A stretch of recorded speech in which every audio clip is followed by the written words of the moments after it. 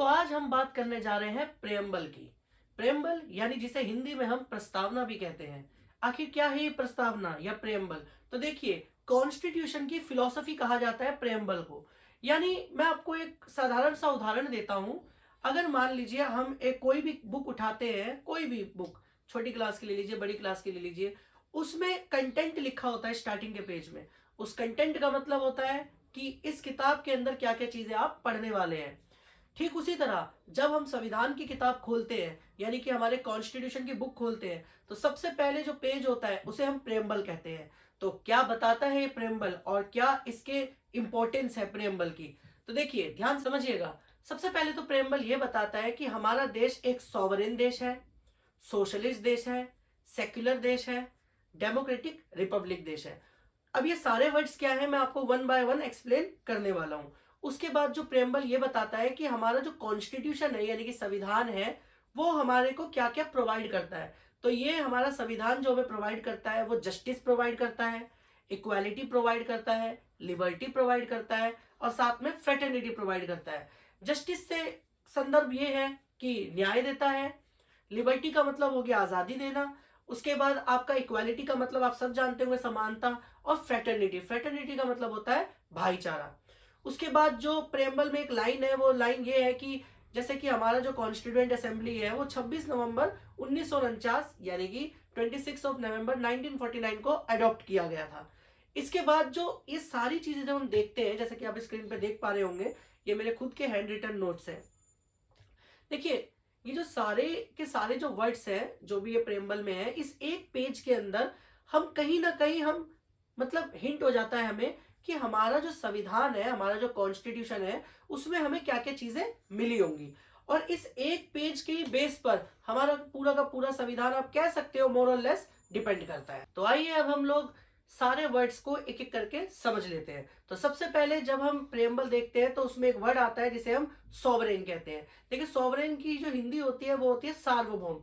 सार्वभौम का मतलब ये है कि हमारा देश जब भी कोई डिसीजन लेगा अपनी कंट्री के लिए, यानी कि कोई भी फैसला लेता है अपने देश के लिए, तो उस फैसले में हम किसी भी दूसरे देश का कोई भी इंटरप्शन बर्दाश्त नहीं करेंगे। या फिर हम कोई भी अपने यहाँ कानून में बदलाव ला रहे हैं तो हम किसी भी देश को इंटरप्ट करने नहीं देंगे, क्योंकि हमारा देश एक सार्वभौम देश है, यानी कि सॉवरेन कंट्री है। दूसरा वर्ड आता है आपका इसमें डेमोक्रेटिक। डेमोक्रेटिक का मतलब ये है कि लोकतंत्र, यानी कि यहाँ पर हम जिसको भी चुनते हैं वहां यहाँ पर लोगों के द्वारा चुना जाता है। यानी कि इलेक्शंस जो होते हैं, ये आप सब जानते होंगे, उसमें वोट कौन करता है? लोग करते हैं। देखिए, हमारी जो डेमोक्रेसी है वो इनडायरेक्ट डेमोक्रेसी है। डेमोक्रेसी भी दो टाइप्स की होती है, एक होती है डायरेक्ट डेमोक्रेसी और दूसरी होती है इनडायरेक्ट डेमोक्रेसी। डायरेक्ट डेमोक्रेसी का मतलब ये हुआ कि जब आपने प्रतिनिधि को डायरेक्टली चुन लिया। लेकिन हमारे यहाँ पर पॉपुलेशन ज्यादा होने के कारण होता ये है कि हम आपस में तो किसी एक को चुन नहीं सकते हैं कहीं पे भी। तो हम लोग क्या करते हैं, हम सब एक पॉपुलेशन, जिसे हम कॉन्स्टिट्यूएंसी कहते हैं, या फिर लेजिस्लेटिव असेंबली के अंदर आप जाएंगे तो वहां पर जो कॉन्स्टिट्यूएंसी होगी, या एमसीडी के जो चुनाव होते हैं वहां का एक अपना पॉपुलेशन होता है, तो वो सब मिलके किसी एक रिप्रेजेंटेटिव को चुनते हैं। फिर जब असेंबली में या पार्लियामेंट में वो बैठता है तो वो हमारी तरफ से हमारे जो भी विचार, जो भी हम करवाना चाहते हैं अपना एरिया में, या कोई भी कानून अगर बनता है और उस कानून में हमारी तरफ से जो खड़ा हुआ इंसान पार्लियामेंट में है, वो अगर उसके अगेंस्ट या उसके फेवर में वोट डालता है किसी बिल के, तो वो कहीं ना कहीं इनडायरेक्टली हमारे द्वारा माना जाता है।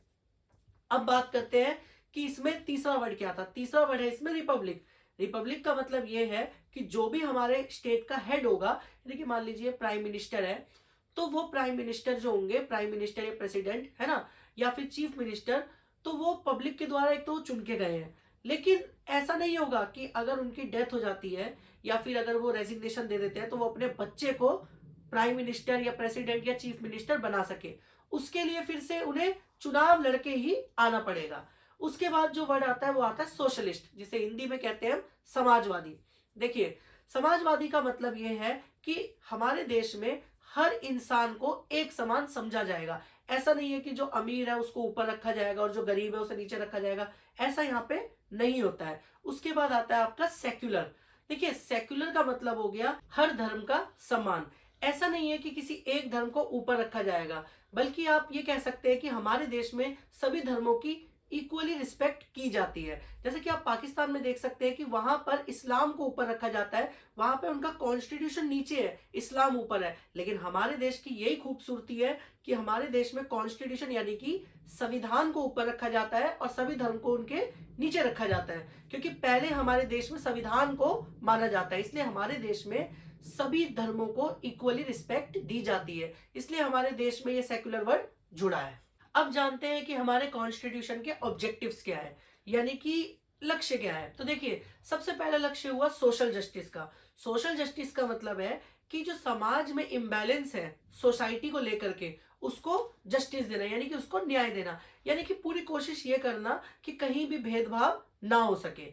उसके बाद आता है हमारा पॉलिटिकल जस्टिस। देखिए, पॉलिटिकल जस्टिस का मतलब सीधा है कि आप ये कह सकते हैं 1 पर्सन 1 वोट 1 वैल्यू। यानी कि देखिए, ऐसा नहीं है कि कोई गरीब इंसान अगर वोट दे रहा है तो उसके वोट की गिनती 1 होगी, और कोई अगर अमीर इंसान या कोई वीआईपी इंसान या कोई सेलिब्रिटी इंसान वोट दे रहा है तो उसके वोट की गिनती 100 होगी। ऐसा तो कहीं भी नहीं है। तो हमारे देश में पॉलिटिकल जस्टिस का कंसेप्ट है। उसके बाद आता है आपका इकोनॉमिक जस्टिस। इकोनॉमिक जस्टिस का मतलब है कि जो वेल्थ है, प्रॉपर्टी है, या जो भी कमाई से रिलेटेड चीजें हैं, इनकम है, उसमें इक्वालिटी रहना। उसके बाद आता है हमारा फिर लिबर्टी। लिबर्टी का मतलब देखिए क्या है, जैसा कि आप प्रेम्बल में देखते हैं लिबर्टी है, लिबर्टी वर्ड का जिक्र है, मैंने उसी समय बताया आपको। लिबर्टी का मतलब है आपका आजादी, यानी कि freedom, freedom of thoughts, speech, उसके बाद क्या नाम है, एक्सप्रेशन। इन सभी की जो लिबर्टी यानी कि इनकी जो फ्रीडम है उसे हम लिबर्टी कहते हैं, यानी कि आजादी को, सिंपल भाषा में। उसके बाद आता है आपका इक्वालिटी। इक्वालिटी का मतलब समानता है, सीधा सीधा हर चीज में समानता रहनी चाहिए। आप अगर कोई कंपटीशन करा रहे हैं तो उसका पैमाना एकदम इक्वल रहना चाहिए सबके लिए, तो वही समानता हमारे सोसाइटी में भी चाहिए।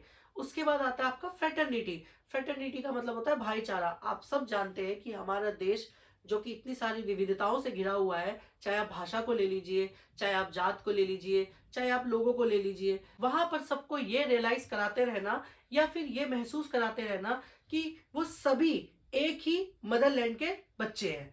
उसके बाद देखिए, फ्रेटर्निटी तो ठीक है, चल जाएगी, लेकिन फ्रेटर्निटी भी तब अच्छे से चलेगी जब किसी भी एक पर्टिकुलर इंडिविजुअल की डिग्निटी मेंटेन रहे। क्योंकि देखिए, अगर मान के चलिए, भाईचारा तब बनेगा जब दोनों तरफ से रिस्पेक्ट बराबरी से मिले। तो ये थी सारी बात हमारे प्रेम्बल के बारे में। जैसा कि आपने इन सभी को जानकर ये जरूर जाना होगा कि प्रेम्बल कहीं ना कहीं हमारे बेसिक स्ट्रक्चर को भी बताता है संविधान के। और साथ में एक बात और बता दूं कि जो प्रेम्बल लिया गया था, ये यूनाइटेड स्टेट्स ऑफ अमेरिका से लिया गया था। तो अगर आप लोगों को वीडियो अच्छी लगी हो तो प्लीज़ लाइक, कमेंट और शेयर ज़रूर करें। अच्छी लगे या बुरी लगे, लाइक करें, कमेंट करें, शेयर करें, अपना फीडबैक ज़रूर दें कि वीडियो में आपको और क्या इंप्रूवमेंट चाहिए। बाकी ये सारे हैंड रिटन नोट्स हैं, इसे आप स्क्रीनशॉट ले सकते हैं। बाकी कुछ दिनों में मैं अपना टेलीग्राम चैनल बनाऊंगा, वहां का भी मैं आपको लिंक भेज दूंगा। जय हिंद।